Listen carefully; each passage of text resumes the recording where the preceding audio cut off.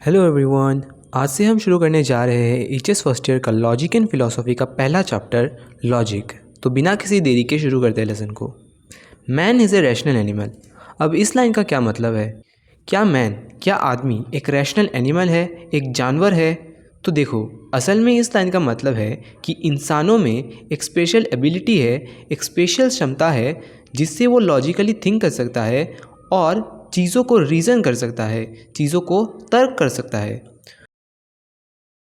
Man is a kind of animal like all other animals. मतलब इंसान भी तो असल में बायोलॉजिकली एक एनिमल है। अब सोच रहे होगे कि क्या सर, इंसान कब से जानवर हो गया?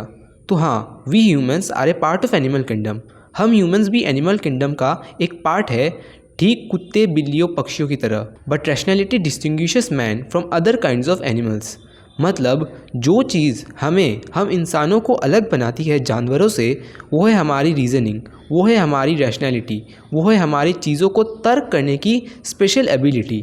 यानी हमारी सोचने, तर्क करने और लॉजिकल डिसीजन लेना, ये चीज़ें हमें बाकी एनिमल्स से डिफरेंट बनाती है। फॉर एग्ज़ाम्पल, सभी जानवर भूख, डर या दर्द महसूस कर सकते हैं, लेकिन सिर्फ इंसान ही लॉजिकली थिंक कर सकता है और इस तरह के क्वेश्चंस पूछ सकता है कि मुझे भूख क्यों लग रही है, कौन सा फूड ज़्यादा न्यूट्रिशियस है, मैं इसे कैसे पका सकता हूँ। एग्जाम्पल के लिए, एक कुत्ता खाने को देखता है और उसे खा जाता है, लेकिन एक इंसान खाने को देखता है, फिर वो उसे चेक करता है कि वो फ्रेश है या नहीं, उसके न्यूट्रिशन के बारे में सोचता है और उसे एक ख़ास तरीके से पकाता है। अब रैशनैलिटी को एकदम सिंपल वर्ड्स में कहूँ तो सोचने, रीज़न करने और प्लान करने की इस एबिलिटी को ही रैशनैलिटी कहते हैं। Man's power of thinking emerges from rationality. मतलब क्लियरली थिंकिंग करना और प्रॉब्लम्स को सॉल्व करना हमारी रैशनैलिटी से आती है, हमारी रैशनल नेचर से आती है। क्योंकि हम रैशनल हैं, इसलिए हम डीप थिंकिंग कर सकते हैं, इसलिए हम गहराई से सोच सकते हैं। Human thinking may not be always correct. To arrive at valid knowledge, thinking must be correct. लेकिन जस्ट बिकॉज हम थिंकिंग कर सकते हैं, सोच सकते हैं, इसका मतलब ये नहीं है कि हमारे सभी थॉट्स या कंक्लूजन सही हो। इंसान थिंकिंग में ऑफकोर्स गलतियाँ भी कर सकता है। अगर हमें वैलिड नॉलेज चाहिए, यानी ट्रू और रिलायबल नॉलेज, तो हमारी थिंकिंग सही और लॉजिकल होनी चाहिए। Truth can be realized by means of valid knowledge only. मतलब हम ट्रूथ को तभी समझ सकते हैं या उस तक पहुंच सकते हैं जब हमारा नॉलेज करेक्ट हो, सही हो। रॉन्ग थिंकिंग हमें फॉल्स नॉलेज की ओर ले जाता है। ठीक है। Realization of truth is the ultimate end of all human pursuit after knowledge. मतलब सभी ह्यूमन लर्निंग का और नॉलेज की सर्च का मेन एम, मेन गोल है ट्रूथ को डिस्कवर करना, ट्रूथ को ढूंढना। Human thinking must proceed in and through some correct and systematic ways for the attainment of truth. मतलब ट्रूथ तक पहुंचने के लिए हमें एक प्रॉपर और ऑर्गेनाइज तरीके से सोचना होगा। कुछ भी रैंडम थिंकिंग से कुछ नहीं होगा। फॉर एग्ज़ाम्पल, मान लो कि तुम एक मैथ्स प्रॉब्लम सॉल्व कर रहे हो।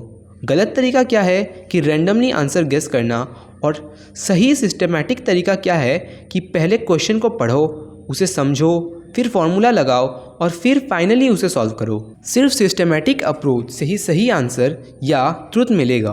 तो आई होप कि आप लोग यहाँ तक अच्छे से समझ गए होंगे। Logic formulates certain principles of correct thinking. Thinking must observe these principles so that it may be correct.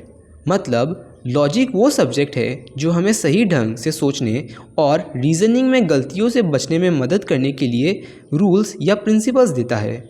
अगर हम चाहते हैं कि हमारी थिंकिंग करेक्ट हो तो हमें लॉजिक के प्रिंसिपल्स को फॉलो करना होगा, अदरवाइज हम गलत हो सकते हैं।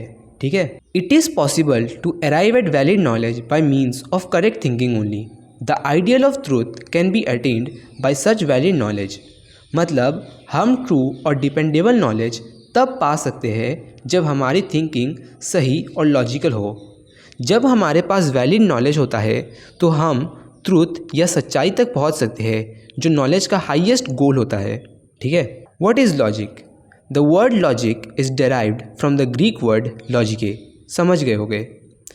लॉजिके is the adjective of the noun logos, मतलब ग्रीक ग्रामर में लॉजिके एक एडजेक्टिव है जो लोगोस नाम या नाउन से बना है। यानी लॉजिके उस चीज़ को डिस्क्राइब करता है जो लोगोस से रिलेटेड है, यानी थिंकिंग या थॉट से related. The Greek word logos means thought और word as the expression of thought, मतलब ग्रीक में लोगोस वर्ड का दो मीनिंग है। पहला है थॉट यानी सोचने का प्रोसेस, और दूसरा है वर्ड या शब्द, स्पेशली तब जब कोई वर्ड किसी थॉट को एक्सप्रेस करता है, यानी जब तुम सोच रहे हो उसे बोलते या लिखते हो। Hence etymologically the definition of logic is the science of thought as expressed in language, मतलब लॉजिक का जो एटिमोलॉजिकल मीनिंग है, यानी लॉजिक का जो वर्ड ओरिजिन बेस्ड मीनिंग है, वो है लॉजिक एक ऐसी स्टडी है जो थॉट को समझती है, जैसे हम उस सोच को लैंग्वेज के ज़रिए एक्सप्रेस करते हैं। सिंपल वर्ड्स में लॉजिक ये स्टडी करता है कि हम कैसे सोचते हैं और अपनी थॉट या सोच को सही तरीके से शब्दों या लैंग्वेज में कैसे एक्सप्रेस करते हैं, कैसे बताते हैं। लेकिन ये जो वर्ड है थॉट, इसके कई मीनिंग हो सकते हैं, इसलिए ये हमेशा क्लियर नहीं होता, इसलिए इसे हाईली एम्बिगुअस कहा गया है। ठीक है, थॉट वर्ड जो है कई चीज़ों को रेफ़र कर सकता है, जैसे परसेप्शन यानी जो तुम देखते या फील करते हो, मेमोरी यानी जो तुम याद रखते हो, इमेजिनेशन यानी जो चीज़ें तुम अपनी माइंड में क्रिएट करते हो, जनरल आइडिया और कॉन्सेप्ट यानी किसी एक टॉपिक की समझ, और रीजनिंग यानी लॉजिकली थिंकिंग करना। कन्फ्यूजन वगैरह अवॉइड करने के लिए लॉजिक में हम थॉट वर्ड के जगह पर रीजनिंग वर्ड का यूज़ करते हैं, क्योंकि रीजनिंग ज़्यादा सही और क्लियरली रिलेटेड है लॉजिक से। ठीक है, logic is generally defined as a science of reasoning, मतलब लॉजिक को आम तौर पर एक साइंस के फॉर्म में डिस्क्राइब किया जाता है जो रीजनिंग को स्टडी करता है। ठीक है, और अभी के लिए हम बस इस प्रोविजनल डेफिनेशन को ही स्टडी करेंगे, यानी इस टेम्परेरी या बेसिक डेफिनेशन को स्टडी करेंगे। अब ये वाला डेफिनेशन आप लोग खुद पढ़ लेना, मैं इसको समझा देता हूँ। तो देखो, साइंस का मतलब होता है एक वेल ऑर्गेनाइज्ड नॉलेज का सेट जो नेचर के किसी एक स्पेसिफिक पार्ट के बारे में होता है। फॉर एग्ज़ाम्पल, फिज़िक्स उस साइंस को कहते हैं जो मैटर और एनर्जी के बारे में स्टडी करती है। बॉटनी प्लांट्स के बारे में होती है। साइकोलॉजी ह्यूमन माइंड और सोचने के तरीक़ों को स्टडी करती है। नेचर जो है बहुत ब्रॉड है, बहुत बड़ा है, इसलिए उसे स्टडी करने के लिए हम उसे अलग अलग सब्जेक्ट्स या फील्ड्स या डिपार्टमेंट्स में डिवाइड कर देते हैं। हर सब्जेक्ट एक अलग साइंस होती है। ठीक है, a science confines its investigation to a particular department. Scientific knowledge is a general knowledge of the facts belonging to that department, मतलब हर एक साइंस सिर्फ अपने ही एरिया को स्टडी करती है। जैसे फिज़िक्स जो है प्लैनेट्स को स्टडी नहीं करती, वो सिर्फ मैटर और एनर्जी के बारे में होता है। और साइंटिफिक नॉलेज का मतलब होता है उस पर्टिकुलर सब्जेक्ट के फैक्ट्स का एक जनरल अंडरस्टैंडिंग होना। सच knowledge must be consistent, methodical and systematic, मतलब साइंटिफिक नॉलेज को जो है कुछ रूल्स फॉलो करना होता है। जैसे साइंटिफिक नॉलेज को जो है कंसिस्टेंट होना चाहिए, यानी बार बार चेंज नहीं होना चाहिए, रैंडमली चेंज नहीं होना चाहिए, और मेथोडिकल होना चाहिए, यानी कुछ स्टेप्स या मेथड्स को फॉलो करना चाहिए, और सिस्टमेटिक होना चाहिए, यानी एक क्लियर वे में ऑर्गेनाइज होना चाहिए। It is based on reason, मतलब साइंटिफिक नॉलेज जो है रीजनिंग और लॉजिकल थिंकिंग पर डिपेंड करता है, ना कि गेस वर्क्स या बिलीव्स पर। If and when verified it is regarded as exact and accurate and thus it is certain. एक बार जब किसी साइंटिफिक फैक्ट को टेस्ट किया जाता है और उसे कंफर्म कर लिया जाता है, फिर तब उसे एक्सेप्ट कर लिया जाता है, और यही चीज़ जो है साइंस को सर्टेन और ट्रस्टवर्दी बनाता है। Reasoning is a mental process of passing from something known to something unknown. अब यहाँ से यहाँ तक पूरा याद कर लेना काम आएगा।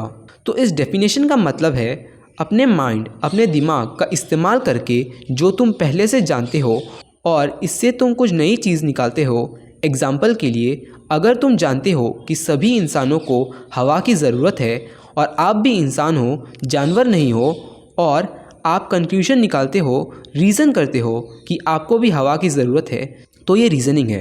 ठीक है, reasoning when expressed in language is called an argument. ये भी याद कर लेना, और इस लाइन का मतलब है कि जब आप अपने रीजनिंग को वर्ड्स या सेंटेंसेस में एक्सप्रेस करते हो तो इसे आर्ग्यूमेंट कहते हैं। तो क्या मैं ये भी बोल सकता हूँ कि रीजनिंग थिंकिंग वाला पार्ट है और आर्ग्यूमेंट उस रीजनिंग को स्पोकन या रिटन फॉर्म में एक्सप्रेस करने को कहते हैं। In reasoning the something known constitutes the data और materials of reasoning. In an argument the data are known as the premises and the new knowledge is known as the conclusion. मतलब reasoning में जो given facts या known facts या something known समझ ही गए होगे, उन्हें डेटा या मटेरियल्स कहते हैं और आर्ग्यूमेंट के फॉर्म में इन्हें प्रेमिसेस कहा जाता है और इन प्रेमिसेस से जो न्यू नॉलेज हमें मिलती है या निकालते हैं इसे कंक्लूजन कहते हैं। ठीक है, फॉर एग्जांपल पहला प्रेमिसेस है all humans are mortal. Second premise है Socrates is a human. Conclusion निकाला हमने कि Socrates is mortal. Thus, in an argument, we proceed from the premise or the premises which are given to the conclusion at which we arrive on the basis of the premise or premises. Simple terms में हमें कुछ दिया हुआ रहता है, कुछ statements दिए हुए रहते हैं यानी premises, और इनके बेसिस से हम एक नए कंक्लूजन पर पहुंचते हैं। रीजनिंग और इन्फरेंस में भी divided into deductive and inductive. समझ गए होगे? In a deductive inference, the conclusion is drawn from one or more given premises. The conclusion cannot be more general than the premises in a deductive inference, which is mainly an inference from general to particular. मतलब deductive inference general statements या premises से start होता है और एक particular या specific conclusion में पहुंचता है। कंक्लूजन जो है ज़्यादा जनरल नहीं हो सकता प्रेमिसेस से। ठीक है, For example, all men are mortal. All politicians are men. Therefore, all politicians are mortal.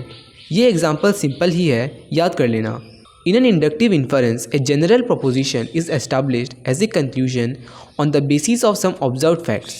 The conclusion is more general than the premises in an inductive inference, which is mainly an inference from particular to general. अब inductive inference deductive inference का एकदम उल्टा है। ठीक है, इसमें हम specific premises या स्पेसिफिक ऑब्जर्वेशन से जनरल कंक्लूजन में पहुंचते हैं। For example, Ram is mortal. यहाँ Ram is mortal, Hari is mortal सभी पर्टिकुलर है और कंक्लूजन जो है जनरल है। Reasoning is the main subject matter of logic. मतलब लॉजिक मेनली इस बात से रिलेटेड है कि हम किस तरीके से रीज़न करते हैं और ये याद कर लेना। अब इस लाइन का मतलब है कि लॉजिक हमें कुछ रूल्स, कुछ सेट ऑफ रूल्स सिखाता है जो हमारे रीज़निंग को सही और फ्री ऑफ मिस्टेक्स बनाता है ताकि हम जो है ट्रुथ तक पहुंच सके। अब हो सकता है कि ये सब कुछ आप लोगों के दिमाग के ऊपर से जा रहा है, तो मैं सिर्फ एक ही चीज़ कहूँगा कि बार बार सुनो तो समझ जाओगे। और इस लाइन का मतलब है कि क्योंकि लॉजिक रीजनिंग को एक साइंटिफिक और सिस्टमेटिक वे में स्टडी करता है, डील करता है, इसलिए इसे साइंस ऑफ रीजनिंग कहा जाता है। आई होप यहाँ तक आप लोग समझ गए होंगे। चलते हैं नेक्स्ट टॉपिक की तरफ, नेचर ऑफ लॉजिक। अगर हमें अच्छे से समझना है कि असल में लॉजिक क्या है तो हमें कुछ इंपॉर्टेंट पॉइंट समझने होंगे। ठीक है, पहला है knowledge is concerned with mediate knowledge not with immediate knowledge. अब सोच रहे होंगे कि मीडिएट नॉलेज क्या है और इमीडिएट नॉलेज क्या है, तो देखो ये थोड़ा बाद में समझ जाओगे। अब नेक्स्ट लाइन से समझते हैं। पहली बात तो ये है कि ये लाइन डिफ़ाइन करती है कि नॉलेज क्या है। तो इस लाइन का मतलब है कि हमारे माइंड, हमारे दिमाग में कुछ आइडियाज़, कुछ थॉट्स होते हैं जिनको यहाँ पे सिस्टम ऑफ आइडियाज़ कहा गया है। ठीक है, और ये थॉट्स, ये आइडियाज़ वर्ल्ड के रियल चीज़ों से मैच करते हैं जिनको यहाँ पे सिस्टम ऑफ थिंग्स कहा गया है। और फाइनली हमारा ये बिलीफ होता है, हमारा ये विश्वास होता है कि हमारे थॉट्स या आइडियाज़ रियल वर्ल्ड से मैच करते हैं। अब सोच रहे होगे कि क्या बोल रहे हो सर, कुछ समझ नहीं आ रहा। तो चलो इसे एग्जाम्पल से समझते हैं। देखो, जब तुम कहते हो कि यू नो द सन, तो इसका मतलब है कि आपके मन में एक बड़ा शाइनिंग स्टार है जिसके अराउंड प्लैनेट्स घूमते हैं। फिर आसमान में रियलिटी में एक सन है जो इस थॉट से मैच करता है और आपका ये बिलीव है कि सन एग्जिस्ट करता है और रियलिटी में भी है। तो ये एग्जाम्पल दिखाता है नॉलेज के तीनों पार्ट्स को, पहला आइडिया, फिर रियल ऑब्जेक्ट और फिर बिलीफ। अब पहले समझते हैं इमीडिएट नॉलेज को। तो देखो ध्यान से समझना, इमीडिएट नॉलेज वो नॉलेज होता है जो अपने सेंस से मिलता है। या तो ये नॉलेज एक्सटर्नल परसेप्शन से मिल सकती है या इंटरनल परसेप्शन से। एक्सटर्नल परसेप्शन का मतलब है कि जब हम बाहर की चीज़ें जैसे सन, मून देखते हैं या महसूस करते हैं अपने आइज़ या बाकी सेंसेस से, तो उसे एक्सटर्नल परसेप्शन कहते हैं। और इंटरनल परसेप्शन का मतलब होता है कि हम अपने अंदर के इमोशंस जैसे हैप्पीनेस या सैडनेस को फील करके जानते हैं। तो आई होप आप लोगों को इमीडिएट नॉलेज समझ आ गया होगा। मीडिएट नॉलेज डायरेक्ट नहीं है। मीडिएट नॉलेज में हमें कुछ इन्फॉर्मेशन ऑलरेडी दी हुई रहती है और उसके बेसिस से हम कुछ और न्यू नॉलेज में जाते हैं। ठीक है, अब मीडिएट नॉलेज जो है वो हमें 3 तरीक़ों से मिलता है। पहला है इन्फरेंस यानी लॉजिकल थिंकिंग या सोच विचार से। सेकंड है टेस्टिमनी यानी दूसरों के कहने से। और तीसरा है अथॉरिटी यानी एक्सपर्ट्स या ट्रस्टेड सोर्सेज से। और ये लाइन आप लोग समझ ही गए होंगे। Majority of logicians maintain the view that logic is concerned only with mediate knowledge. मतलब ज़्यादातर लॉजिशियंस मानते हैं कि लॉजिक सिर्फ मीडिएट नॉलेज यानी इनडायरेक्ट नॉलेज से रिलेटेड होता है।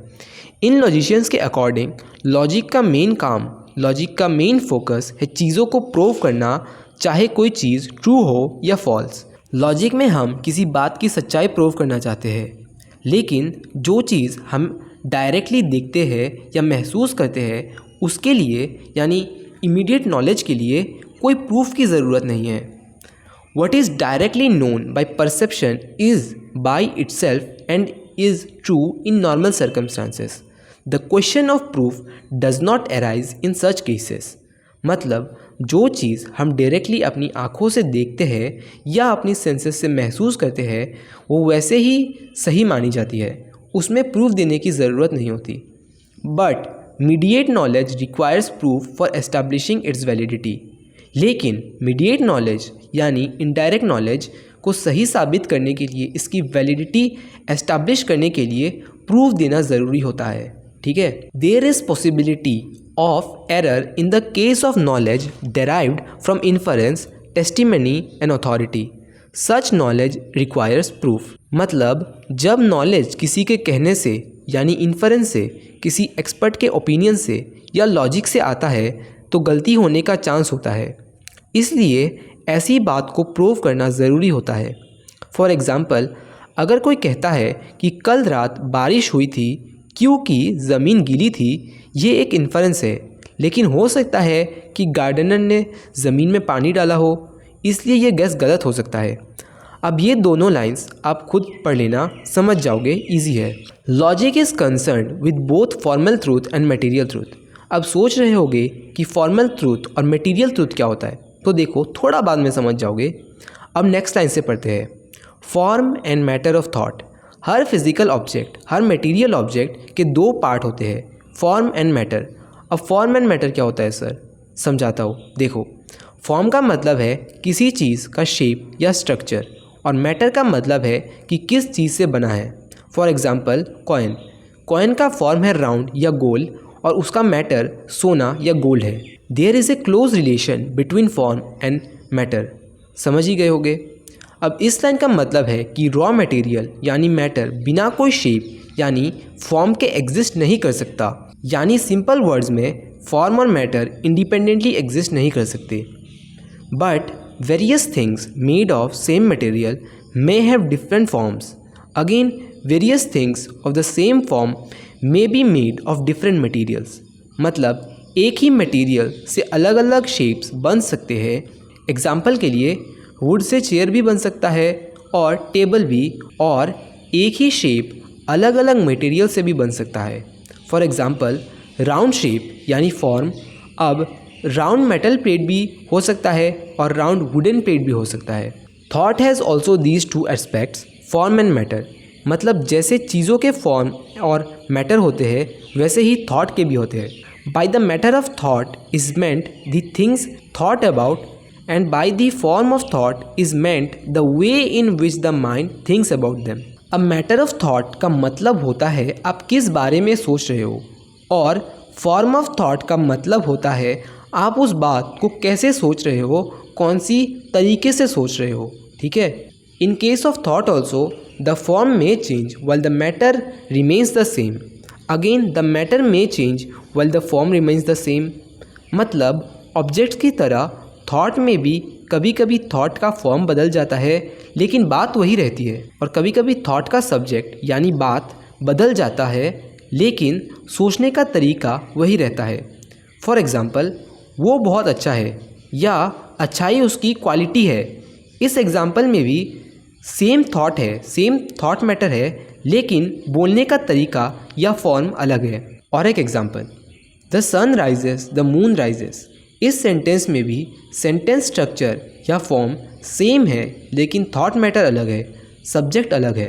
अब हम ट्रूथ के बारे में पढ़ने वाले हैं। एक सेंस में ट्रूथ का मतलब है कि क्या हमारे आइडियाज़ या थॉट्स आपस में मिलते हैं या नहीं, या कहीं कॉन्ट्राडिक्शन तो नहीं है। और दूसरे तरीके का थॉट है कि जो हम सोच रहे हैं वो दुनिया की असल बातों से मिलता है या नहीं। ठीक है, और अब हम समझने वाले हैं फॉर्मल ट्रूथ और मटेरियल ट्रूथ। शुरू करते हैं फॉर्मल ट्रूथ से। फॉर्मल ट्रूथ का मतलब होता है हमारे थॉट्स में कोई कॉन्ट्राडिक्शन ना हो, हमारे थॉट्स सेल्फ कंसिस्टेंट रहे, मतलब अपने आप में सही रहे। For example, circular rectangle. अब ये सेल्फ कॉन्ट्राडिक्टरी है क्योंकि ये दो अलग अलग शेप एक साथ पॉसिबल नहीं है, लेकिन ए राउंड सर्कल ये फॉर्मली ट्रू है क्योंकि ये बताने की ज़रूरत नहीं है, आप लोग समझ गए होंगे। अब मटेरियल ट्रूथ का मतलब होता है हम जो सोच रहे हैं वो रियल दुनिया के चीज़ों से मिलता है या नहीं, वो देखना। ठीक है, एग्जाम्पल के लिए green leaves of a tree, ये लाइन सच है क्योंकि हम सब ने देखा है ये। लेकिन गोल्डन माउंटेन ये जो है ये एग्जिस्ट ही नहीं करता, इसलिए ये मटेरियली ट्रू नहीं है। It should however be noted that formal truth and material truth do not always go together. अब इस लाइन का मतलब है कि फॉर्मल ट्रूथ और मटेरियल ट्रूथ हमेशा सेम नहीं होते, वो समटाइम्स डिफ़र कर सकते हैं। What ever is materially true is also formally true, but what ever is formally true may not B materially true. मतलब जो चीज़ मटेरियली ट्रू होती है वो फॉर्मली भी ट्रू होती है, लेकिन जो चीज़ फॉर्मली ट्रू होती है वो चीज़ मटेरियली ट्रू नहीं भी हो सकती है। For example, all fish can fly, tuna is a fish, therefore tuna can fly. ये जो है कॉन्ट्राडिक्ट नहीं कर रहा, यानी ये फॉर्मली ट्रू है, इसका लॉजिकल स्ट्रक्चर करेक्ट है, लेकिन मटेरियली फॉल्स है, गलत है, क्योंकि रियल लाइफ में फ़िश उड़ नहीं सकते। तो आई होप इस एग्जांपल से आप लोग ये समझ गए होंगे। वेस्टर्न लॉजिक में लॉजिक को दो बड़े पार्ट्स में डिवाइड किया गया है, फॉर्मल लॉजिक और material logic, on the basis of formal truth and material truth. Formal logic aims at the attainment of formal truth. मतलब फॉर्मल लॉजिक का एम सिर्फ लॉजिकली सही होने पर होता है, ना कि असली सच्चाई पर। इसमें हम ये देखते हैं कि थॉट्स आपस में लॉजिकली मैच करते हैं या नहीं, यानी एक जैसे थॉट्स है या नहीं। फॉर्मल लॉजिक में हम ये नहीं देखते कि प्रेमिसेस सच है या नहीं, हम उन्हें मान लेते हैं कि वो सच है। हम सिर्फ ये देखते हैं कि आर्ग्यूमेंट के रूल्स सही तरह फॉलो हुए हैं या नहीं, और क्या कंक्लूजन लॉजिकली निकलता है या नहीं। फॉर्मल लॉजिक को प्योर लॉजिक या लॉजिक ऑफ कंसिस्टेंसी भी कहते हैं, क्योंकि ये लॉजिक के रूल्स को फॉलो करने पर ध्यान देता है। अब मटेरियल लॉजिक पढ़ते हैं। Material logic aims at the attainment of material truth. मतलब मटेरियल लॉजिक का गोल होता है असली दुनिया में क्या सच है उसे समझना। ये देखता है कि हम जो सोच रहे हैं या कह रहे हैं वो दुनिया के सच से मिलता है या नहीं। मटेरियल लॉजिक में हम देखते हैं कि प्रेमिसेस सच है भी या नहीं, और जो कंक्लूजन निकला है वो भी दुनिया के फैक्ट्स या रियलिटी से मिलता है या नहीं। मटेरियल लॉजिक को अप्लाइड लॉजिक या लॉजिक ऑफ ट्रूथ भी कहते हैं, क्योंकि ये रियलिटी को देखकर लॉजिक अप्लाई करता है। जनरली डिडक्टिव लॉजिक को फॉर्मल लॉजिक कहते हैं, क्योंकि वो लॉजिकल करेक्टनेस देखता है, और इंडक्टिव लॉजिक को मटेरियल लॉजिक कहते हैं, क्योंकि वो असली फैक्ट्स पर बेस्ड होता है। और इस लाइन में जो है लॉजिक के नेचर की बात हो रही है कि लॉजिक ओवरऑल फॉर्मल भी है और मटेरियल भी। ठीक है, logic determines the regulative principles of correct thinking and prescribes those principles to be observed in order that thinking may be correct and errors may be avoided. मतलब logic हमें correctly think करने के लिए कुछ rules और guidelines बताता है, जिन्हें रेगुलेटिव प्रिंसिपल्स कहा जाता है। इनको फॉलो करके हम थिंकिंग या रीजनिंग में होने वाली एरर्स से बच सकते हैं। इन case of an argument, if in drawing the conclusion from the premise or premises, the rules of the particular form of the argument have been properly observed, then that argument is formally true. मतलब अगर एक argument का structure सही हो यानी कि conclusion को premises से सही तरीके से निकाला गया हो तो उसे फॉर्मली ट्रू कहा जाता है, भले ही प्रेमिसेस जो है रियल लाइफ में सच हो या ना हो। सेम एग्जांपल फिर से, all fish can fly, tuna is a fish, therefore tuna can fly. ये फॉर्मली सही है, स्ट्रक्चर सही है, लेकिन मटेरियली फॉल्स है क्योंकि फ़िश थोड़ी ना उड़ते हैं रियल लाइफ में। Again an argument is materially true if the propositions constituting it agree with the actual facts of the world. अगर किसी आर्ग्यूमेंट के प्रोपोजिशंस या स्टेटमेंट्स रियल दुनिया के फैक्ट्स के साथ मैच करते हैं तो उसे मटेरियली ट्रू कहते हैं। सिंपल एग्जाम्पल के लिए, all birds can fly, A sparrow is a bird so A sparrow can fly. ये फॉर्मली भी सही है और मटेरियली भी, क्योंकि इसका स्ट्रक्चर भी सही है और फैक्ट्स भी। इन फैक्ट फॉर्मल ट्रूथ और material truth are complementary to each other. अब what do you mean by complementary? तो देखो, इसका मतलब है कि फॉर्मल ट्रूथ और मटेरियल ट्रूथ एक साथ काम करते हैं। एक स्ट्रक्चर पे फोकस करता है और दूसरा फैक्ट्स या रियलिटी पर। लेकिन पूरा सच के लिए, फुल ट्रूथ के लिए दोनों ही इम्पॉर्टेंट है। Truth is essentially one and individual. बहुत इंपॉर्टेंट लाइन। ट्रूथ या असली सच बस एक ही होता है, उसे ऐसे टुकड़ों में नहीं बांटा जा सकता, फॉर्मल ट्रूथ और मटेरियल ट्रूथ। ठीक है, in its fullest sense truth implies both formal truth and material truth. मतलब कंप्लीट ट्रूथ में स्ट्रक्चर भी सही होता है और फैक्ट्स भी। अब इस लाइन का मतलब है कि फॉर्मल ट्रूथ और मटेरियल ट्रूथ अलग अलग स्टडी की जा सकती है, but they are just two sides of the same coin. सिर्फ समझाने के लिए ये जो है ये डिस्टिंक्शन की गई है। ये लाइन तो समझ ही गए होंगे, और ये लाइन भी, I hope. Logic is both A science and an art. मतलब लॉजिक सिर्फ नॉलेज यानी साइंस ही नहीं सिखाता, बल्कि उस नॉलेज को कैसे यूज़ करे, कैसे अप्लाई करे, यानी आर्ट, ये भी सिखाता है।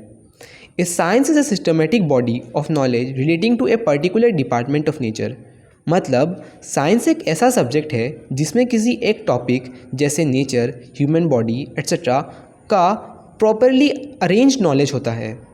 Scientific knowledge is methodical, general, rational, verifiable, exact, accurate and certain. मतलब साइंटिफिक नॉलेज या साइंस का नॉलेज कुछ स्टेप्स फॉलो करता है, लॉजिक पे बेस्ड होता है, यानी रैशनल होता है, बार बार टेस्ट किया जा सकता है और एग्जैक्ट होता है। एग्जाम्पल के लिए, पानी 100 डिग्री सेल्सियस पे बॉयल होता है, ये जो है ये एकदम एग्जैक्ट है, रैशनल है और बार बार टेस्ट भी किया जा सकता है। And art is a body of practical rules और techniques for the attainment of a certain end. यानी आर्ट का मतलब है कुछ रूल्स और स्किल्स को यूज़ करके कोई काम सक्सेसफुली करना। फॉर एग्ज़ाम्पल, कुकिंग एक आर्ट है क्योंकि इसमें आप कुछ स्टेप्स अप्लाई करते हो टेस्टी खाना बनाने के लिए। ठीक है, it teaches us how to apply knowledge into actual practice to realize some definite purpose. मतलब आर्ट सिखाता है कि जो नॉलेज हमने सीखा है उसे रियल लाइफ में कैसे यूज़ करें, कैसे अप्लाई करें किसी एक गोल या डेफिनेट पर्पस को अचीव करने के लिए। फॉर एग्ज़ाम्पल, अगर आपको ह्यूमन बॉडी के बारे में नॉलेज है तो आप उस नॉलेज का यूज़ करके सर्जरी कर सकते हो, जो कि एक आर्ट है। अब इन लाइन्स का मतलब कहूँ तो देखो, साइंस का काम है नॉलेज देना, आर्ट का काम है उस नॉलेज का यूज़ सिखाना। साइंस जानने के बारे में होता है और आर्ट्स करने के बारे में होता है। साइंस जो है जनरल ट्रूथ या लॉस ढूंढता है, वेरेज आर्ट्स क्या करता है कि वो एक स्पेसिफिक रिजल्ट या गोल को अचीव करने के लिए ये स्पेसिफिक ट्रूथ्स या लॉस इस्तेमाल करता है। ये लाइन समझ ही गए होंगे। एग्जाम्पल के लिए, फिजियोलॉजी बताता है बॉडी के पार्ट्स कैसे काम करते हैं, जो कि साइंस है। इस नॉलेज को यूज़ करके ऑपरेशन करना यानी सर्जरी करना, ये एक आर्ट है, एक कला है। अब सवाल उठता है कि क्या लॉजिक सिर्फ एक साइंस है या सिर्फ एक आर्ट है या दोनों एक साथ है? तो इसका आंसर भी आप लोग जान जाओगे। अब नेक्स्ट लाइन पढ़ते हैं। Logic determines in A systematic manner the general principles of correct thinking. मतलब लॉजिक एक सिस्टमैटिक तरीके से करेक्टली थिंकिंग करने के बेसिक रूल्स या प्रिंसिपल्स बताता है। अब इस लाइन का मतलब है कि क्योंकि लॉजिक हमें सही थिंकिंग के रूल्स को समझने में मदद करता है, इसलिए इसे साइंस भी कहा जाता है, क्योंकि साइंस हमें नॉलेज देता है। लेकिन लॉजिक ये भी सिखाता है कि इन रूल्स को रियल लाइफ में कैसे यूज़ करें सच तक पहुंचने के लिए, for the realization of truth. इस वजह से ये एक आर्ट भी है। लॉजिक के दो साइड्स है बोल सकते हो। पहला है थियोरेटिकल एस्पेक्ट और दूसरा है practical aspect. Logic is a systematic study of the general principles of correct thinking with a view to applying them into actual practice for the attainment of truth. बहुत important line. देखो, इस line का मतलब है कि logic एक systematic study है correct thinking के प्रिंसिपल्स की, करेक्ट थिंकिंग के नियमों की, ताकि हम उन्हें रियल लाइफ में यूज़ करके सच तक पहुंच सके। और ये लाइन तो आप लोग समझ ही गए होंगे। However A science and an art cannot be detached from each other. मतलब साइंस और आर्ट को अलग नहीं किया जा सकता, दोनों एक दूसरे से इंटरकनेक्टेड है। एग्जाम्पल के लिए कुकिंग एक आर्ट है, एक कला है, लेकिन इसमें भी साइंस है। जैसे कि कैसे जो है हीट जो है खाने को बदलता है और इंग्रेडिएंट्स रिएक्ट करते हैं एक साथ। Knowledge is ultimately important in so far as it helps doing. मतलब नॉलेज तभी ट्रूली यूज़फुल होता है जब ये आपको कुछ करने में मदद करता है। In fact science and art are complementary to each other. मतलब साइंस एंड आर्ट एक दूसरे को सपोर्ट करते हैं, एक दूसरे को कंप्लीट करते हैं। A science is predominantly theoretical but it refers to some practical end. मतलब है साइंस ज़्यादातर थियरी होती है, लेकिन उसका एम होता है कि उससे कुछ प्रैक्टिकल काम हो सके। एग्जाम्पल से समझते हैं। फिज़िक्स हमें लॉज ऑफ मोशन सिखाता है, यानी थियरी सिखाता है, लेकिन इसी नॉलेज का इस्तेमाल करके कार्स या रॉकेट्स वगैरह बनाया जाता है, यानी practical use. Again an arts is predominantly practical but it must be based on scientific knowledge. मतलब आर्ट ज़्यादातर काम करने से रिलेटेड होता है, लेकिन उसको सही तरीके से करने के लिए साइंटिफिक नॉलेज ज़रूरी होता है। एक एग्जांपल से समझते हैं। एक अच्छे पेंटर को भी आर्ट या पेंट से रिलेटेड नॉलेज ज़रूरी है। Logic consist of a body of scientific knowledge. मतलब है कि लॉजिक ऑर्गेनाइज नॉलेज और थियरी से बना है। It teaches us to know in what correct thinking consist. मतलब लॉजिक हमें सिखाता है कि करेक्ट थिंकिंग का मतलब क्या होता है, क्या चीज़ जो है एक थॉट को सही या गलत बनाता है। ये लाइन आई होप आप लोग समझ गए होंगे। It teaches us how to attain truth by applying that body of scientific knowledge to practice. मतलब लॉजिक हमें ना सिर्फ नॉलेज देता है, बल्कि ये भी सिखाता है कि रियल लाइफ सिचुएशंस में करेक्ट कंक्लूजन पर पहुंचने के लिए उस नॉलेज का कैसे यूज़ करें। अब इस लाइन का मतलब है कि लॉजिक हमें सही थिंकिंग करने के लिए रूल्स भी सिखाता है, यानी थियरी सिखाता है, और उन रूल्स को रियल लाइफ में यूज़ करके ट्रूथ या सच्चाई तक पहुंचना भी सिखाता है in practice. Logic is the science of sciences and art of arts. Logic has been described also as the science of sciences and the art of arts. अब लॉजिक को science of sciences and art of arts इसलिए कहा गया है क्योंकि ये बाकी सभी साइंसेस और आर्ट्स का बेस या फाउंडेशन है। ठीक है, अब ये लाइन तो मैं आप लोगों को पहले भी समझा चुका हूँ, और ये लाइन भी। दो different sciences deal with different departments of nature, yet a knowledge of the general principles of correct thinking in general is indispensable to all of them. मतलब हालांकि अलग अलग साइंसेस अलग अलग टॉपिक्स को स्टडी करता है, जैसे फिज़िक्स एनर्जी वगैरह से रिलेटेड चीज़ें स्टडी करता है, लेकिन उन सभी को लॉजिक की ज़रूरत है। लॉजिक के बिना वो क्लियरली थिंकिंग नहीं कर सकते और करेक्ट कंक्लूजन्स पर नहीं पहुंच सकते। ये लाइन भी पहले समझा चुका हूँ। There is a common basis of all sciences in which they are similar. मतलब सभी साइंसेस डिफरेंट होते हैं, लेकिन उनमें एक बात कॉमन है, और वो ये है कि उन्हें करेक्ट थिंकिंग की ज़रूरत है।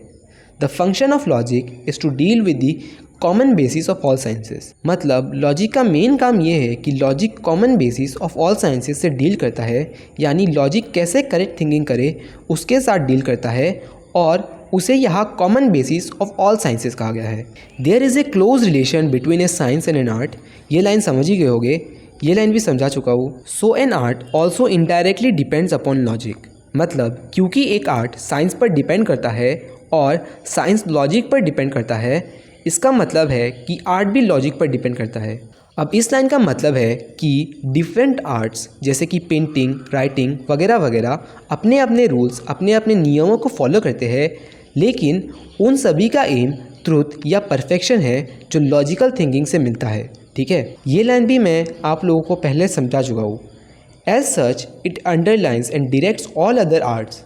मतलब क्योंकि लॉजिक करेक्ट थिंकिंग सिखाता है, ये बाकी सभी आर्ट्स को एक डायरेक्शन दिखाता है और उन्हें बेटर बनने में हेल्प करता है। दस logic is the basis of all sciences and all arts. यानी लॉजिक साइंस और आर्ट्स दोनों का बेस है, फाउंडेशन है।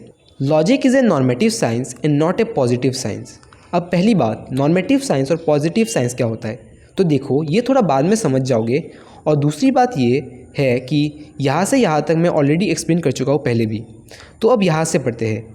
ये लाइन जो है बहुत सिंपल है। इस लाइन का मतलब है ये है कि साइंस की सबसे इम्पॉर्टेंट फीचर है कि उसको टेस्ट करके प्रूव किया जा सकता है, और जब साइंटिफिक नॉलेज वेरीफाई हो जाता है तब उसे करेक्ट और एक्यूरेट माना जाता है। ठीक है, अब इस लाइन का मतलब ये है कि साइंसेस को दो कैटेगरी में बांटा गया है।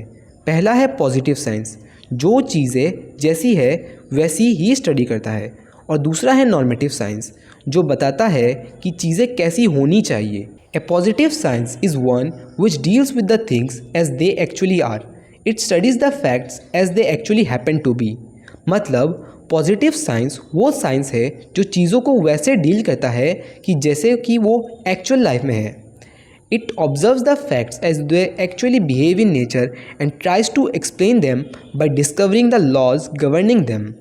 मतलब पॉजिटिव साइंस नेचर में चीज़ें कैसे बिहेव करती है उनको ऑब्जर्व करता है और फिर उसके पीछे के रूल्स या लॉज ढूंढता है।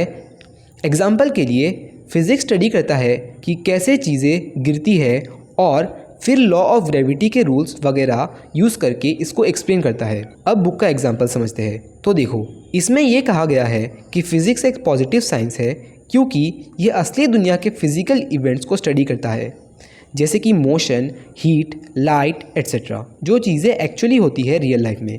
सिमिलरली साइकोलॉजी भी एक पॉजिटिव साइंस है क्योंकि ये माइंड में होने वाले असली थॉट्स, फीलिंग्स, इमोशंस को स्टडी करता है। And normative science is one which deals with things as they should be. It sets before itself a norm और an ideal and things are judged from the stand point of that ideal. मतलब normative science बताता है चीज़ें कैसी होनी चाहिए। Normative science जो है एक आइडियल फिक्स करता है और उसके बेसिस पे चीज़ें जज करता है। ठीक है, एग्जाम्पल के लिए एथिक्स बताता है कि क्या सही है क्या गलत। ये जो है गुडनेस के आइडियल के बेसिस पे ह्यूमन बिहेवियर को जज करता है। सिमिलरली एस्थेटिक्स भी एक नॉर्मेटिव साइंस है। ये बताता है कि असली खूबसूरती, असली ब्यूटी क्या होनी चाहिए। और इस लाइन का मतलब सिंपल वर्ड्स में कहूँ तो ये है कि पॉजिटिव साइंस जो है वो व्हाट इज़ को स्टडी करता है, यानी रियल फैक्ट्स को स्टडी करता है, और नॉर्मेटिव साइंस जो है वो व्हाट ऑट टू बी को स्टडी करता है, यानी आइडियल्स को स्टडी करता है। अब यहाँ से लेकर यहाँ तक मैं आप लोगों को पहले भी समझा चुका हूँ। इसके नेक्स्ट लाइन से पढ़ते हैं। Logic is a normative science. Logic is concerned with the question as to how we ought to think and not how we do actually think. मतलब देखो, लॉजिक ये नहीं देखता कि लोग कैसे सोचते हैं, हाउ पीपल एक्चुअली थिंक, ये नहीं देखता, बल्कि ये सिखाता है कि उन्हें कैसे सोचना चाहिए। इसलिए ये एक नॉर्मेटिव साइंस है। Logic sets before itself the ideal of truth. बहुत इंपॉर्टेंट लाइन। तो देखो, इस लाइन का मतलब ये है कि लॉजिक का एम है ट्रूथ को निकालना, ट्रूथ को फाइंड आउट करना। इसलिए लॉजिक का जो आइडियल है वो है truth. Logic seeks to know the principles and conditions which our thinking must observe in order that the ideal truth may be attained। मतलब लॉजिक ये फाइंड आउट करता है, लॉजिक ये बताता है कि ट्रूथ तक पहुंचने के लिए हमें थिंकिंग के क्या कौन से रूल्स फॉलो करने पड़ेंगे। Thus, logic refers to the ideal of truth and judges the correctness of our thinking with reference to this ideal of truth। मतलब लॉजिक ये चेक करता है, लॉजिक ये इवैल्यूएट करता है कि हम सही सोच रहे हैं या नहीं, ट्रुथ को जो है अपना आइडियल बना के। और ये लाइन तो आप लोग समझ ही गए होंगे। अब ये लाइन जो है ये एक समरी जैसा है। इस लाइन का ये मतलब है कि लॉजिक एक साइंस है जो ट्रुथ को स्टैंडर्ड या आइडियल बनाती है, करेक्ट थिंकिंग के रूल्स बताती है और गलतियों से बचने या उन्हें डिटेक्ट करने में मदद करती है। ठीक है, तो आई होप कि आप लोगों को यहाँ तक अच्छे से समझ आ गया होगा। चलते हैं नेक्स्ट टॉपिक की तरफ। Various definitions of logic. पहला है logic is the art of reasoning by Aldrich. तो देखो, ऑल्ड्रिच नाम के एक लॉजिशियन थे। उन्होंने कहा कि लॉजिक थिंकिंग करने या रीजनिंग करने की एक आर्ट है, एक कला है, यानी एक स्किल जैसा है। अब इस डेफिनेशन को जो है एक्सेप्ट नहीं किया जा सकता, यानी कुछ ऑब्जेक्शंस है इसको लेकर। पहला ऑब्जेक्शन ये है कि ये डेफिनेशन सिर्फ लॉजिक के प्रैक्टिकल यूज़ पर फोकस करता है, लेकिन ये डेफिनेशन ये इग्नोर कर देता है, ये भूल जाता है कि लॉजिक के रूल्स और थियरीज़ भी है, यानी उसका थियोरेटिकल एस्पेक्ट। तो लॉजिक जो है सिर्फ एक आर्ट ही नहीं है बल्कि एक साइंस भी है। दूसरा ऑब्जेक्शन ये है कि ये डेफिनेशन जो है सिर्फ रीजनिंग को ही लॉजिक का पार्ट मान रहा है, लेकिन लॉजिक में और भी चीज़ें इंक्लूड होती है और भी सब्सिडरी प्रोसेसेस होते हैं, जैसे कि डेफिनेशन यानी चीज़ों को या टर्म्स को प्रॉपरली डिफाइन करना, डिवीजन यानी टॉपिक्स को पार्ट पार्ट में डिवाइड करना, और क्लासिफिकेशन यानी सिमिलैरिटीज़ या डिफरेंसेस के बेसिस पर चीज़ों को ग्रुपिंग करना। ये सब भी जो है लॉजिक का पार्ट है। और तीसरा ऑब्जेक्शन ये है कि लॉजिक सिर्फ करेक्ट रीजनिंग या थिंकिंग से डील करता है, गलत रीजनिंग से नहीं। पर इस डेफिनेशन में ये क्लियरली लिखा नहीं गया, इसलिए ये थोड़ा कंफ्यूज करता है या ऑब्सक्योर है। अब दूसरा डेफिनेशन है logic is the science of argumentation by Albertus Magnus. मतलब एल्बर्टस मैग्नस नाम के एक लॉजिशियन थे जिन्होंने कहा कि लॉजिक एक साइंस है जो आर्ग्यूमेंटेशन को स्टडी करता है, यानी कैसे जो है हम आर्ग्यूमेंट्स वगैरह वगैरह करते हैं। अब इस डेफिनेशन को भी एक्सेप्ट नहीं किया जा सकता, यानी कुछ ऑब्जेक्शंस है इसको भी लेकर। अब इस बार पहला ऑब्जेक्शन ये है कि ये डेफिनेशन सिर्फ लॉजिक के रूल्स एंड थियरीज़ पर फोकस करता है और उसके प्रैक्टिकल एस्पेक्ट को ओवरलुक कर देता है, हालांकि logic is both A science and an art. दूसरा ऑब्जेक्शन, पहले की तरह ये डेफिनेशन लॉजिक के बाकी छोटे छोटे लेकिन इम्पॉर्टेंट पार्ट्स जैसे डिवीजन, डेफिनेशन एट्सेट्रा को इंक्लूड करना भूल जाती है। तीसरा ऑब्जेक्शन ऑल्ड्रिच की डेफिनेशन की तरह ही है। ये डेफिनेशन जो है क्लियरली नहीं बताता कि लॉजिक सिर्फ वैलिड रीजनिंग के बारे में होता है। तीसरा डेफिनेशन है logic is the science as well as the art of reasoning by Whately. मतलब वेटली नाम के एक लॉजिशियन थे जिन्होंने कहा कि लॉजिक एक साइंस भी है और आर्ट भी है ऑफ रीजनिंग।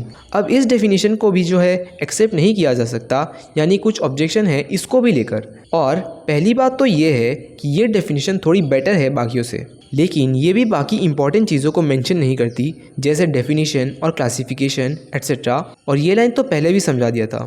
चौथा डेफिनेशन ये खुद पढ़ लेना, मैं समझा देता हूँ। देखो, J.S. मिल नाम के एक लॉजिशियन थे जिन्होंने कहा कि लॉजिक एक साइंस है जो स्टडी करता है कि कैसे हमारे माइंड्स वर्क करते हैं जब हम चीज़ों को समझने की कोशिश करते हैं, जैसे कि जब हम किसी बात का प्रूफ ढूंढते हैं। देखो, ध्यान से सुनना, लॉजिक हमें उन बातों तक ले जाता है जो हमें पहले से पता होती है और उनसे नई बातें समझने में मदद करता है। अब मैं आप लोगों को पॉइंट नंबर ए का मतलब बताऊँगा। तो देखो, इस डेफिनेशन में क्लियरली बोला गया है कि लॉजिक एक साइंस है, मतलब ये एक सिस्टमैटिक तरीके से रूल्स और प्रिंसिपल्स को समझता है, यानी ये लॉजिक का थियोरेटिकल पार्ट है। पॉइंट नंबर बी, देखो, थियोरेटिकल पार्ट के अलावा ये डेफिनेशन ये भी दिखाता है कि लॉजिक का प्रैक्टिकल यूज़ भी है। जब मिल कहते हैं एस्टिमेशन ऑफ एविडेंस, तो उनका मतलब है कि लॉजिक रियल लाइफ सिचुएशंस में प्रूफ और एविडेंसेस को एग्जामिन करने के बारे में भी है, यानी लॉजिक को हम प्रैक्टिकल लाइफ में भी यूज़ करते हैं। पॉइंट नंबर सी, तो देखो, ये पार्ट ये एक्सप्लेन करता है कि जब हम एविडेंसेस को इवैल्यूएट करते हैं तो हमें उन प्रेमिसेस को भी चेक करना होता है जिन पर कंक्लूजन जो है बेस्ड है। ठीक है, लॉजिक सिर्फ आर्ग्यूमेंट के स्ट्रक्चर के करेक्ट होने के बारे में ही नहीं है, यानी लॉजिक सिर्फ फॉर्मल ट्रूथ के बारे में नहीं है, बल्कि लॉजिक ये भी देखता है कि क्या प्रेमिसेस खुद करेक्ट है भी या नहीं, यानी मटेरियली ट्रू भी होना चाहिए। पॉइंट नंबर डी, देखो, इस डेफिनेशन में क्लियरली ये कहा गया है कि लॉजिक सिर्फ रीजनिंग तक लिमिटेड नहीं है, बल्कि उसमें और भी काफ़ी दिमाग के प्रोसेसेस आते हैं, मेंटल प्रोसेसेस आते हैं, यानी ऑक्सिलरी प्रोसेसेस आते हैं जो रीजनिंग में हेल्प करते हैं, जैसे कि ऑब्जर्वेशन, सोचना, कंपेयर करना एट्सेट्रा। पॉइंट नंबर ई, इस डेफिनेशन में ट्रुथ का बात किया गया है, मतलब लॉजिक का मेन एम है ट्रुथ तक पहुंचना, सच तक पहुंचना। इसलिए लॉजिक को नॉर्मेटिव साइंस कहते हैं, जो बताता है कि हमें सोचना कैसे चाहिए, सिर्फ ये नहीं कि हम सोचते कैसे हैं। पॉइंट नंबर एफ, इस डेफिनेशन में मिल क्लियरली कहते हैं कि लॉजिक प्रूफ का साइंस है, यानी किसी बात को साबित करने का एक साइंस है। लॉजिक हमें सही रीजनिंग करना सिखाता है जिससे हम किसी बात को जस्टिफाई कर सकते हैं। अब ये लाइन भी खुद से पढ़ लेना, मैं समझा देता हूँ। देखो, कुछ लोग कहते हैं या कुछ लोगों का मानना है कि मिल इंडक्शन पे ज़्यादा फोकस करते हैं, यानी स्पेसिफिक एग्जाम्पल से जनरल कंक्लूजन पर पहुंचना इस पर वो ज़्यादा फोकस करते हैं। लेकिन लॉजिक सिर्फ चीज़ें प्रूव करने के बारे में नहीं है, बल्कि नई चीज़ें डिस्कवर करने के बारे में भी है। It is also a science of discovery, जो कि इस डेफिनेशन में ये मेंशन नहीं है। तो उनकी डेफिनेशन में भी छोटी मोटी खामियां हैं, पर फिर भी ये एक अच्छी और यूज़फुल डेफिनेशन मानी जाती है। अब चलते हैं नेक्स्ट टॉपिक की तरफ, scope of logic. Now what do you mean bye scope of logic?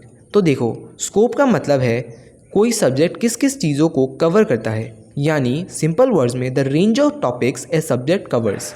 Logic का स्कोप उसके सब्जेक्ट मैटर, यानी कि जिस टॉपिक पर लॉजिक काम करता है। तो आई होप आप लोग स्कोप ऑफ लॉजिक समझ गए होंगे। अब एक्चुअल में पढ़ते हैं scope of logic. Point number 1, अब ये सब खुद से पढ़ लेना, मैं समझा देता हूँ। तो देखो, जनरली लॉजिक को साइंस ऑफ थॉट बोला जाता है, यानी लॉजिक थिंकिंग के प्रोसेस से डील करता है। ये फोकस करता है कि हम सोचते कैसे हैं। In one sense we may regard thought as a subject matter of logic in order to distinguish logic from the natural sciences like physics, chemistry, botany, etc. मतलब लॉजिक थॉट यानी सोच को स्टडी करता है, ना कि फिज़िकल चीज़ों को। इसी वजह से ये फिज़िक्स, केमिस्ट्री जैसे नेचुरल साइंसेस से अलग है। But logic deals not with the whole of thought but with a part of it. मतलब लॉजिक हर तरह की थॉट को नहीं, हर तरह की सोच को नहीं, बल्कि उसका एक पार्ट जो कि है रीजनिंग, उसको स्टडी करता है। थॉट वर्ड जो है एम्बिग्यूअस है, यानी थॉट वर्ड के बहुत सारे मीनिंग है, जैसे परसेप्शन, मेमोरी, इमेजिनेशन एट्सेट्रा। लेकिन लॉजिक जो है सिर्फ रीजनिंग पर फोकस करता है। लॉजिक सिर्फ रीजनिंग को स्टडी करता है, यानी हम किस तरह से एक बात से दूसरी बात तक पहुँचते हैं। पॉइंट नंबर 2, अब ये सब भी खुद से पढ़ लेना, मैं समझा देता हूँ। तो देखो, लॉजिक उन चीज़ों से डील करता है, उन चीज़ों को स्टडी करता है जो प्रूफ के ज़रिए करेक्ट साबित की जा सकती है। कुछ नॉलेज जैसे आई फील पेन, मुझे दर्द महसूस हो रहा है, इसको प्रूफ करने की ज़रूरत नहीं है और इसी को इमीडिएट नॉलेज कहा जाता है। लेकिन बाकी नॉलेज जैसे the earth revolves around the sun, इसको प्रूफ की ज़रूरत है और इसी को जो है मीडिएट नॉलेज कहते हैं। Logic is concern with mediate knowledge, ठीक है। और ये लाइन तो समझ ही गए होंगे। चलते हैं पॉइंट नंबर 3 की तरफ।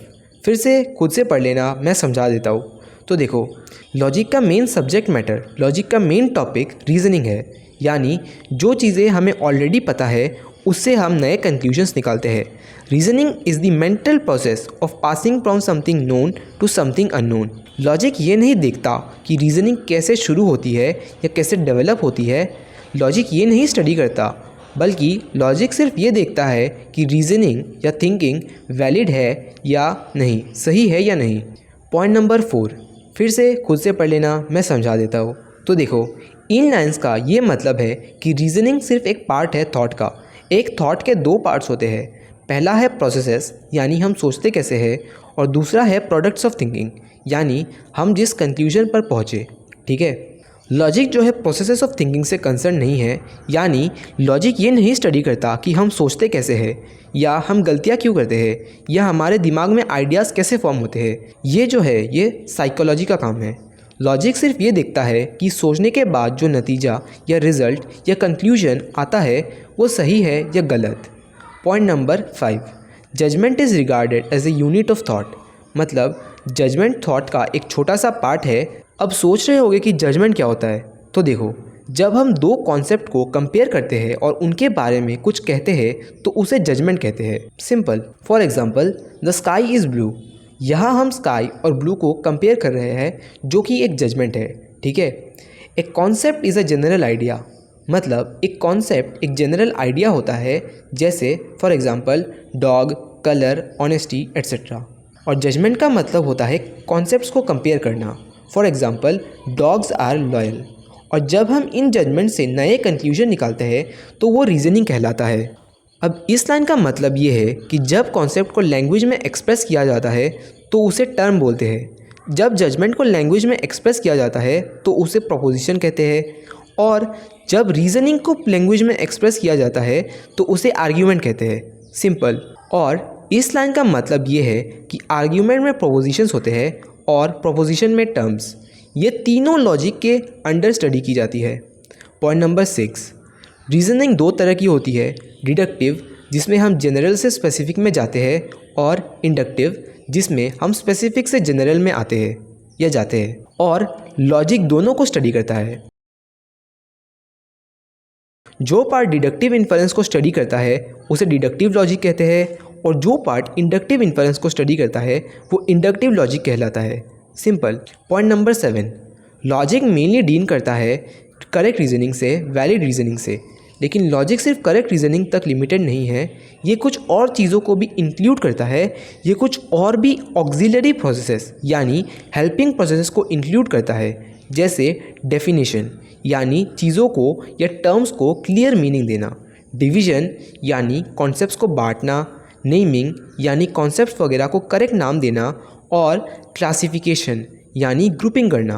पॉइंट नंबर 8, लॉजिक एक नॉर्मेटिव साइंस है, यानी ये हमें बताता है कि हमें कैसे सोचना चाहिए, ना सिर्फ ये कि हम कैसे सोचते हैं। लॉजिक का एम है ट्रुथ यानी सच्चाई तक पहुंचना। लॉजिक हमें कुछ रूल्स देता है जिनके थ्रू हम सच्चाई जान सकते हैं, सच्चाई तक पहुंच सकते हैं।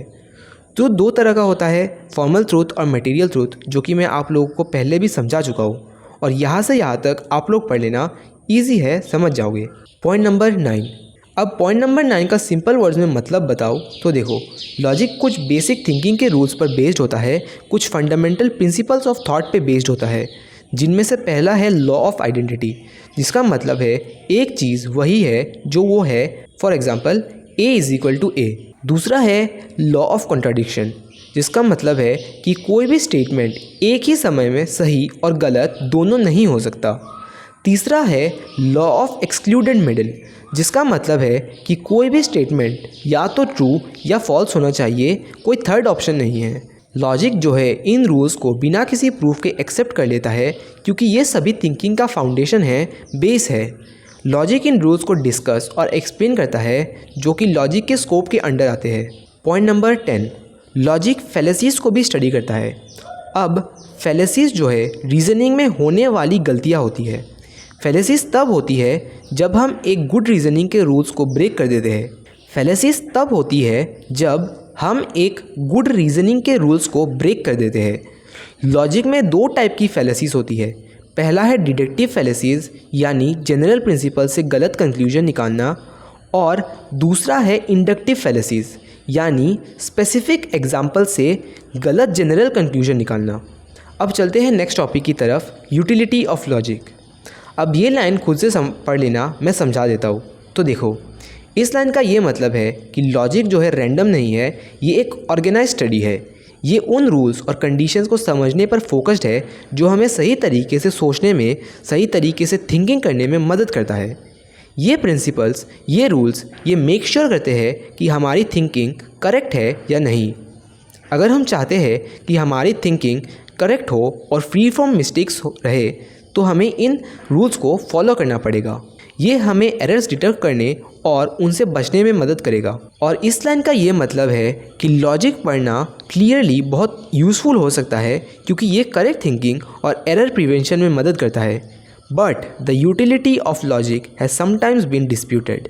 मतलब कुछ लोग क्वेश्चन करते हैं कि क्या लॉजिक एक्चुअली यूज़फुल है भी या नहीं। कुछ लोग लॉजिक को यूज़लेस मानते हैं, और इसके दो मेन रीजन देते हैं। पहला reason, logic does not teach us to reason, मतलब लॉजिक हम में रीज़न करने की एबिलिटी क्रिएट नहीं करता। और दूसरा रीज़न है, अगर कोई लॉजिक स्टडी भी करता है तो वो भी जो है रीजनिंग में गलतियाँ कर सकता है। और ये दो लाइंस तो आप लोग समझ ही जाओगे। अब हम इन दो ऑब्जेक्शंस को डीपली स्टडी करके देखेंगे। तो देखो, लॉजिक ये नहीं कहता कि लॉजिक आपको रीजनिंग करने की शक्ति दे देगा, रीजनिंग करने की पावर दे देगा। ये एबिलिटी तो नेचुरली आपके पास पहले से ही है। लॉजिक सिर्फ आपको सही तरीके से रीजनिंग करने में मदद करता है, ठीक है। जैसे हम नेचुरली चलना और बोलना सीख जाते हैं, वैसे ही रीजनिंग भी नेचुरली आती जाती है। सिमिलरली एक्सरसाइज हमें चलना नहीं सिखाता, बस सही तरीके से चलना सिखाता है ताकि हेल्थ अच्छी रहे। Logic can not create the power of thinking, मतलब लॉजिक हमें सोचने की ताकत नहीं देता, सोचने की एबिलिटी नहीं देता, वो तो पहले से हम में होती है। लॉजिक हमें ये सिखाता है कि हम कैसे एरर्स को अवॉइड कर सकते हैं अपनी रीजनिंग में, और दूसरों की रीजनिंग में एरर्स को कैसे डिटेक्ट कर सकते हैं। पॉइंट नंबर 2, अब इस लाइन का ये मतलब है कि कुछ लोग नेचुरली रीज़न कर सकते हैं, लेकिन इसका मतलब ये नहीं है कि लॉजिक यूजलेस है। आप डॉक्टर बने बिना भी हेल्थी रह सकते हो, लेकिन इसका ये मतलब नहीं है कि मेडिकल साइंस यूजलेस है। जो लोग नेचुरली अच्छा रीज़न करते हैं वो लोग लॉजिक पढ़ के और भी बेटर बन सकते हैं। कुछ लोग बिना जाने ही करेक्ट थिंकिंग के रूल्स को फॉलो करते हैं।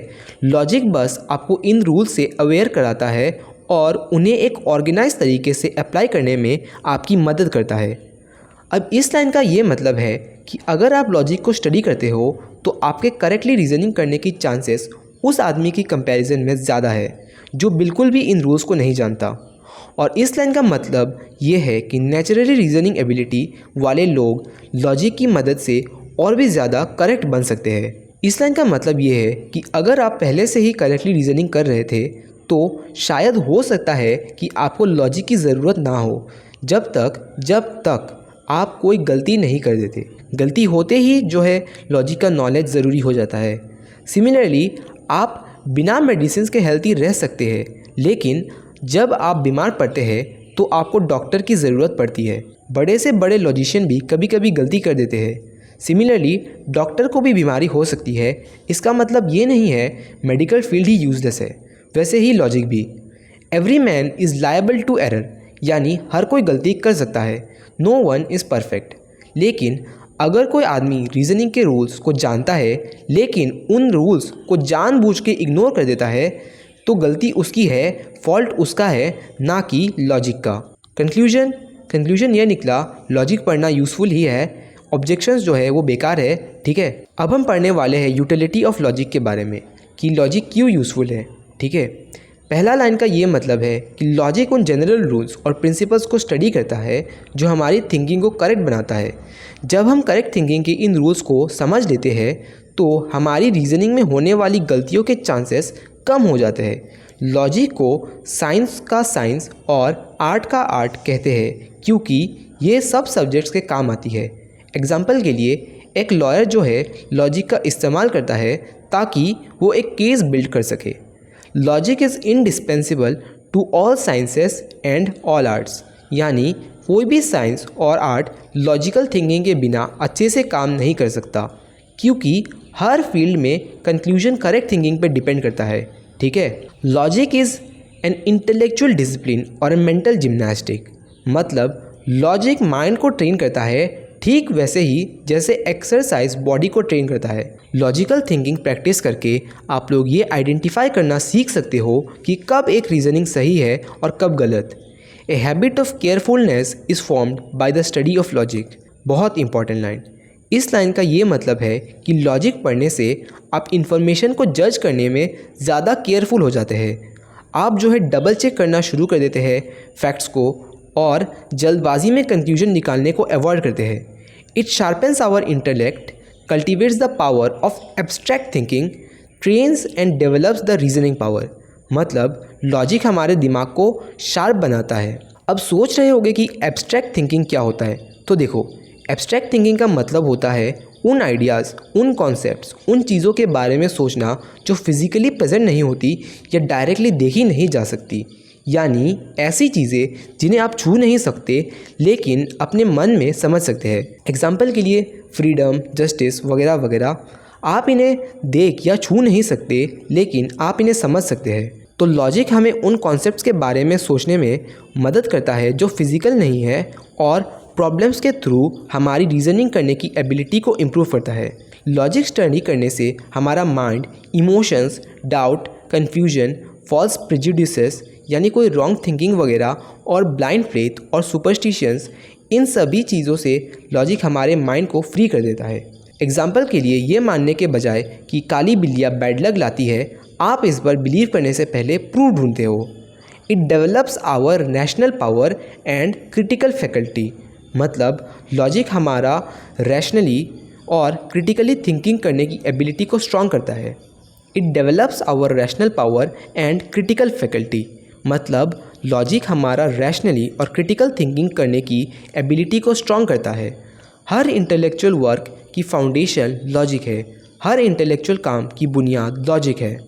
साइंस में इंडक्शन काम आता है और मैथ्स में डिडक्शन काम आता है। अब सोच रहे होगे कि सर कुछ समझ नहीं आ रहा, एग्जाम्पल से समझाओ। तो देखो, साइंस में हमने बहुत सारे गिरते हुए एप्पल्स को ऑब्जर्व किया और इससे हमने ये कंक्लूजन निकाला कि ग्रेविटी एग्जिस्ट करती है। सिमिलरली मैथ्स में हम ये जानते हैं कि हर ट्रायंगल का एंगल का सम 180 डिग्री होता है। इसका यूज़ करके किसी पर्टिकुलर ट्रायंगल के एंगल्स का सम 180 डिग्री हम प्रूव कर सकते हैं। ये लाइन तो आप लोग समझ ही गए होंगे और इस लाइन का ये मतलब है कि लॉजिक का यूज़ करके आप बेटर डिसीजंस ले सकते हैं, मिस्टेक्स अवॉइड कर सकते हैं, करियर, फाइनेंस रिलेटेड चीज़ों में वगैरह वगैरह में स्मार्ट चॉइसेस ले सकते हैं। यानी बोल सकते हो लॉजिक प्रैक्टिकल लाइफ में भी बहुत काम आता है। फिलोसोफर्स क्लियर और स्ट्रॉन्ग आर्ग्यूमेंट्स बनाने के लिए और लाइफ एंड रियलिटी से जुड़ी डीप प्रॉब्लम्स को सॉल्व करने के लिए लॉजिक पर डिपेंड करते हैं। आजकल logic computer science, artificial intelligence, programming और भी बहुत सारे साइंसेस में यूज़ होता है। एक बार जब आप लॉजिक सीख लेते हैं तो इसका बेनिफिट्स जैसे कि clear thinking, better decision making वगैरह वगैरह जीवन भर आपके साथ रहता है। Logic social and community life में भी मदद करता है, जैसे कि डिस्प्यूट्स वगैरह सॉल्व करने में, फेयर डिसीजंस लेने में और वगैरह वगैरह। लॉजिक पढ़ने से आप ना सिर्फ रीजनिंग में बेटर बनते हैं बल्कि आप लाइफ में रीजनिंग को एक गाइडिंग प्रिंसिपल्स के रूप में वैल्यू देते हैं। अब चलते हैं हमारे लास्ट टॉपिक की तरफ, traditional logic and modern logic. सबसे पहले जान लेते हैं कि ट्रेडिशनल लॉजिक क्या होता है। तो देखो, ट्रेडिशनल लॉजिक लगभग 2400 साल पहले एरिस्टोटल द्वारा डेवलप्ड की गई ओरिजिनल सिस्टम ऑफ लॉजिक को रेफर करता है। एरिस्टोटल रीजनिंग के रूल्स को स्टडी करने और उन्हें एक सिस्टमेटिक तरीके में ऑर्गेनाइज करने वाले पहले आदमी थे। उनके जो आइडियाज़ वगैरह थे वो वेस्टर्न वर्ल्ड में लॉजिकल थिंकिंग के फाउंडेशन बन गए थे। क्योंकि एरिस्टोटल ने इसे क्रिएट किया था इसलिए लोग इसे अक्सर एरिस्टोटेलियन लॉजिक कहते हैं, और क्योंकि ये लॉजिक का सबसे पुराना और सबसे बेसिक फॉर्म है इसलिए इसे क्लासिकल लॉजिक भी कहते हैं। एरिस्टोटेलियन लॉजिक वाज मोर और less limited to the type of syllogistic reasoning. अब सोच रहे होगे कि सिलॉजिस्टिक रीजनिंग का मतलब क्या होता है। तो देखो, सिलॉजिस्टिक रीजनिंग का मतलब होता है सिलॉजिज्म के फॉर्म में रीजनिंग करना। अब सोच रहे होगे कि सिलॉजिज्म क्या होते हैं। तो देखो, सिलॉजिज्म्स ऐसे स्टेटमेंट्स होते हैं जिनमें दो प्रेमिसेस होते हैं और एक कंक्लूजन होता है। जैसे for example, all man are mortal, Socrates is a man, therefore Socrates is mortal. Aristotle का जो लॉजिकल सिस्टम था वो इतना इन्फ्लुएंशियल था कि ये यूरोप और वेस्ट के बाकी पार्ट्स में लगभग 2000 साल तक लॉजिक का मेन सिस्टम था। एरिस्टोटल के बाद के लोगों ने सोचा कि उनका लॉजिक कंप्लीट और एकदम परफेक्ट था, इसलिए उन लोगों को इसे बदलने या एक्सपेंड करने की ज़रूरत नहीं महसूस हुई। समय के साथ साथ लोगों को रियलाइज़ हुआ कि एरिस्टोटल का लॉजिक अच्छा तो था लेकिन बहुत लिमिटेड था। जैसे कि ये सिर्फ कुछ सर्टेन टाइप्स के रीजनिंग तक लिमिटेड था। हर तरह के रीजनिंग को स्टडी करने के लिए लॉजिक को उनके ओरिजिनल सिस्टम से ज़्यादा एक्सपैंड होने की ज़रूरत थी। अब पढ़ते हैं मॉडर्न लॉजिक को। मॉडर्न लॉजिक लॉजिकल स्टडी का एक अपडेटेड और एडवांस स्टेज है जो बहुत बाद आया है as compare to traditional logic. ये लाइन तो आप लोग समझ ही गए होंगे। जो लोग मॉडर्न लॉजिक के पियनर्स थे, जो लोग मॉडर्न लॉजिक के फाउंडर्स थे, वो मैथमेटिक्स या फिलोसफी के एक्सपर्ट्स थे और उन लोगों ने लॉजिक में मैथमेटिकल तरीकों का यूज़ किया था। लिबनिज नाम के एक फिलोसोफर स्लैश मैथमेटिशियन थे। उन्होंने लॉजिक को इम्प्रूव करने के लिए दो तरीके सजेस्ट किए, एक टू फोल्ड प्लान सजेस्ट किया। लेकिन उस समय किसी ने भी इन आइडियाज़ को एक फुल सिस्टम में डेवलप नहीं किया। बस 19th सेंचुरी में ही एक्सपर्ट्स ने फाइनली लिबनिज के मैथमेटिकल आइडियाज़ को लॉजिक में फाइनली अप्लाई करना शुरू कर दिया। मॉडर्न लॉजिक का प्रॉपर डेवलपमेंट लेट 1800s में हुआ था। मॉडर्न लॉजिक का जो डेवलपमेंट है वो मैथमेटिक्स के साथ कनेक्टेड है, ठीक है। ये उन मैथमेटिशियंस और फिलोसोफर्स का नाम है जिन्होंने मेन कंट्रीब्यूशन किया था मॉडर्न लॉजिक में, और ये लाइन तो आप लोग समझ ही गए होंगे। अब समझते हैं कि सिंबॉलिक लॉजिक क्या होता है। तो देखो, सिंबॉलिक लॉजिक जो है स्पेशल सिंबल्स के साथ आइडियाज़ और आर्ग्यूमेंट्स को रिप्रेजेंट करता है। जैसे फॉर एग्जांपल, वर्ड एंड को हम इस तरीके से रिप्रेजेंट कर सकते हैं। और एक एग्जांपल, जैसे कि वर्ड और को हम इस तरीके से रिप्रेजेंट कर सकते हैं। और एक लास्ट एग्जांपल, अगर बारिश होगी तो ज़मीन गीली हो जाएगी, ये लिखने के बजाय हम ये लिख सकते हैं। और एक चीज़, सिंबॉलिक लॉजिक जो है मैथ जैसे रूल्स को फॉलो करता है, ठीक है। तो आई होप आप लोगों को सिंबॉलिक लॉजिक समझ आ गया होगा। सिंबॉलिक लॉजिक मैथ्स की तरह डिडक्टिव और फॉर्मल होती है नेचर में। सिंबॉलिक लॉजिक कई रिलेटेड फील्ड्स को कवर करता है, जैसे algebra of logic, mathematical logic and logistics etcetera. और ये सभी फील्ड्स मैथ्स लाइक रीजनिंग को फॉलो करते हैं। अब हम पढ़ने जा रहे हैं the relation as well as the distinction between traditional and modern logic. तो देखो, ट्रेडिशनल लॉजिक जो है वो बहुत पुरानी है, वो कई हज़ारों सालों से चल रही है। ये लाइन और ये लाइन आई होप आप लोग समझ ही गए होंगे। दोनों के बीच का डिफरेंस लॉजिक की मेन नेचर में नहीं है, बल्कि इस बात में है कि दोनों कितना डेवलप हुए हैं। मॉडर्न लॉजिक जो है वो ट्रेडिशनल लॉजिक का एक अपडेटेड वर्जन जैसा ही है। The scope of traditional logic is narrower than that of modern logic. मतलब ट्रेडिशनल लॉजिक कम टॉपिक्स वगैरह कवर करता है, जबकि मॉडर्न लॉजिक ज़्यादा टॉपिक्स और आइडियाज़ वगैरह को कवर करता है। ट्रेडिशनल लॉजिक जो है वो मेनली सिलोजिज्म्स पर फोकस करता है। अब सिलोजिज्म्स क्या होता है वो मैं आप लोगों को पहले समझा चुका हूँ, ठीक है। और मॉडर्न लॉजिक सिर्फ सिलोजिज्म्स नहीं, बल्कि बहुत और तरीके के रीजंस को भी कवर करता है। मॉडर्न लॉजिक उन आर्ग्यूमेंट्स को स्टडी करता है जिनको ट्रेडिशनल लॉजिक डील नहीं करता। ट्रेडिशनल लॉजिक में बस कुछ ही सिंबल्स का इस्तेमाल हुआ है, लेकिन मॉडर्न लॉजिक में बहुत सारे सिंबल्स का यूज़ हुआ है। Modern logic has adopted symbolism in a comprehensive way. मतलब मॉडर्न लॉजिक लगभग सभी रीजनिंग प्रोसेस में सिंबल्स का यूज़ करती है। Thus the difference between traditional logic and modern logic is one of degree only and not of kind. मतलब traditional logic and modern logic दोनों पूरी तरह से अलग टाइप के लॉजिक नहीं है, वो एक ही टाइप के हैं, बस दोनों सिर्फ डिफरेंट लेवल ऑफ एडवांसमेंट में है। चलो मैं आप लोगों को ये एक एग्जांपल से समझाता हूँ। तो देखो, कैंडल वर्सेस इलेक्ट्रिक लाइट, दोनों ही हमको लाइट देती है, लेकिन एक जो है ज़्यादा एडवांस है। There cannot be a fundamental difference between traditional logic and modern logic. मतलब दोनों ही रीजनिंग के कोर आइडियाज़ पर बेस्ड है, तो इसलिए फंडामेंटल्स में कोई डिफरेंस नहीं है, बेसिक्स में कोई डिफरेंस नहीं है। अब ये लाइन तो आप लोग समझ ही गए होंगे। It grows out of traditional logic. मतलब मॉडर्न लॉजिक ट्रेडिशनल लॉजिक से ही डेवलप्ड हुई है। और इस लाइन का ये मतलब है कि मॉडर्न लॉजिक के आइडियाज़ पहले से ही ट्रेडिशनल लॉजिक में छिपे हुए थे। मैथमेटिक्स में डेवलपमेंट के साथ ये आइडियाज़ और भी ज़्यादा डेवलप्ड और स्ट्रॉन्ग हो गए। और गाइस, इसी से हमारा पूरा चैप्टर ख़त्म होता है।